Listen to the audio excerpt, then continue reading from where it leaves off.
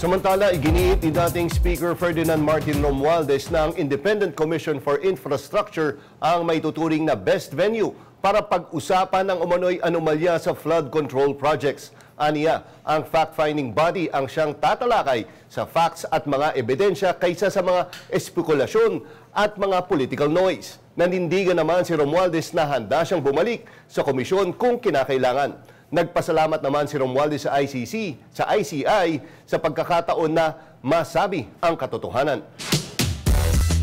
Sa pagkakataong ito, kasama natin dito sa PRTV Prime Studios Live ang public interest lawyer na si Attorney Jesus Falsis.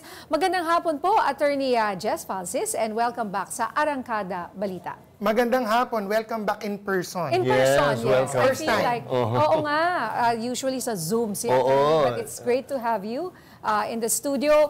Siguro una kong tanong, ano ang masasabi ninyo? Finally, no, humarap na rin sa publiko itong si dating Speaker Martin Romualdez dyan sa ICI in particular. Sobrang tagal. Siyempre, mga tao ngayon nabibitin eh. Wala naman kasi tayong naririnig or napapanood masyado.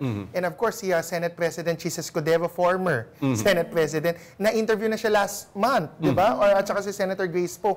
Finally, at least, umuusad yung proseso sa ICI. Turn naman, nung nasa lower house, yung head ng lower house, quits na sila.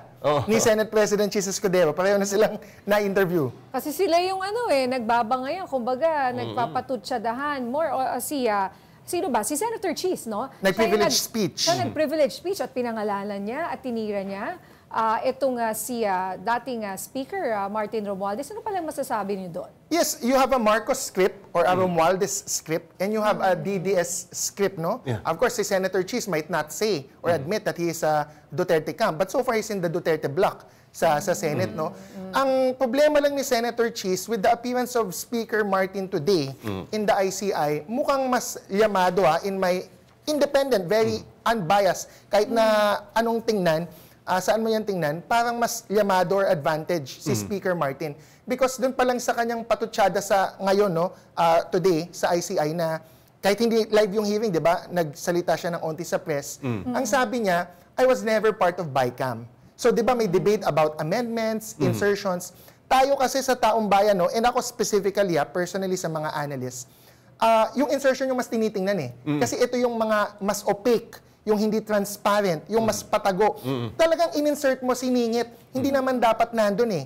Walang study, ganon. So, ang problema natin, BICAM is like an illegal third chamber. Ewan ko kung narinig nyo na yun, no? We only have two chambers of Congress. Upper house, lower house. But since may BICAM, inevitable kailangan may BICAM eh. It becomes the magical third chamber. Yun ang problema. The BICAM can insert things na baka hindi naman sinang-ayunan, dinebate sa plenary ng lower house or ng upper house.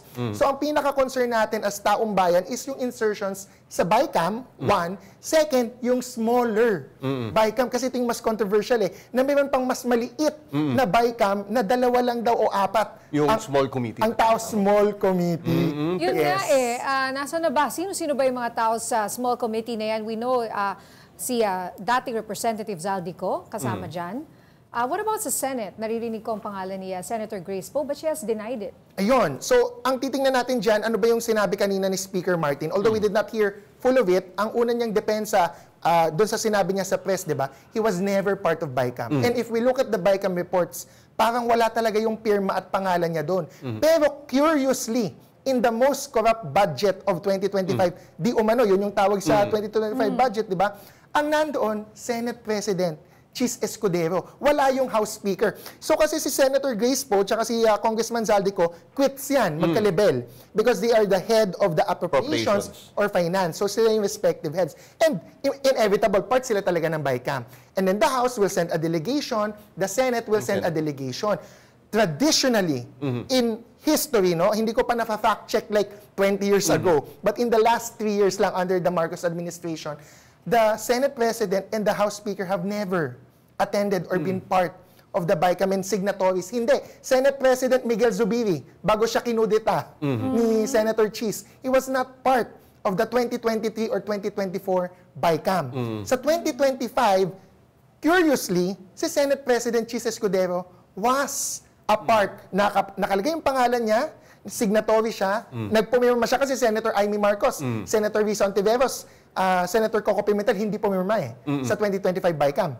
Senator Cheese, as a Senate President, pumirma. Curiously, wala si House Speaker Martin Romualdez in 2023, 2024, and 2025 because that is the tradition. Kasi wala namang batas na dapat kasama sila. Oo. Hindi sila kasama or for... Walang batas, tsaka technically dapat hindi sila kasama. Kasi Speaker or Senate President, ang role niyan is to manage all affairs. Not just appropriations, not just finance. Meron kang, di ba, Committee on Justice, may Committee on this, Committee on that. Yan ang inahandle ng Speaker. Lahat. Kabuuan. So, kapag nag-medal siya specifically in a committee, parang, ano yun hindi traditional yun, hindi yun based on tradition. Although hindi naman labag sa batas or wala namang nagsasabi. Hindi labag sa batas, pero yun nga, doon natin nakikita na because may accusations kay Senator Cheese Escudero na personally, he ensured na magkaroon ng BICAM budget insertions. Di ba may mga media articles na News Report, not me, no? Na naglabas mayroong mga tinatawag na ham and cheese insertions. Wala kang maririnig na Romualdez insertion. May maririnig ka Zaldico insertions. So doon na tayo papasok, yung tanong mo kanina. Sino ba yung small committee? Last month, nag-testify si Senator Grace Poe. Ang sinabi niya sa media, kung ano yung sinabi niya sa ICI, ang sinabi daw niya sa ICI, I had no hand or role in the BICAM or in the small committee. Pero hindi niya sinabi bakit, curiously. But the analyst insiders would say na sinideline siya. Or inatsapuera siya ni Senator Cheese, the Senate President, personally handled the BICAM and the 2025 budget. Pero, Na pwede ba yun na hindi niya alam? Or, na inosente? Or, Yun ang mahirap, hindi live yung hearings, no? Yes, We cannot hear it Pero yun yung kwento ni Senator Grace Poe. And yun yung mga sinasabi na sinumbong daw yan ni Senator Grace Poe kay Senator Tito Soto. Nasumbong yan na inatsapuera ako noong 2025 BICAM. Yun yung based from insiders or sources. pero attorney, yun nga, yung pagkaka-include niya is ni dating Senate President Cheese sa BICAM na dapat sabi niya hindi talaga dapat doon. Nasagot ba to doon sa manifestation speech niya? Na-bring up ba niya yan doon sa dinefend ba niya yung bakit siya na doon? Or never niya nabanggit yan doon? Yung mga depensa kasi niya sa mga issues sa sarili niya, no, is really more, deflection. Hindi niya sinagot ever directly. Except yung kay Lawrence Lubiano na donations. Yun lang yung sinagot niya. Pero ang sagot niya doon, legal. At lahat daw, ginagawa naman ng iba. Which is also deflection. Which is meaning, binabato niya sa iba bago ma-focus sa kanya. So, he never answered those accusations directly. So, I wonder kung tinanong sa kanya ng ICI ang mga yan at sinagot ba niya sa ICI since it's private and hindi naman natin napapanood o naririnig. Dapat tinanong yan kay Senator Cheese because it's clear sa GAA, no? Kahit walang insinuations, we're not saying may ninakaw siya. No, we're not saying may kinurap siya.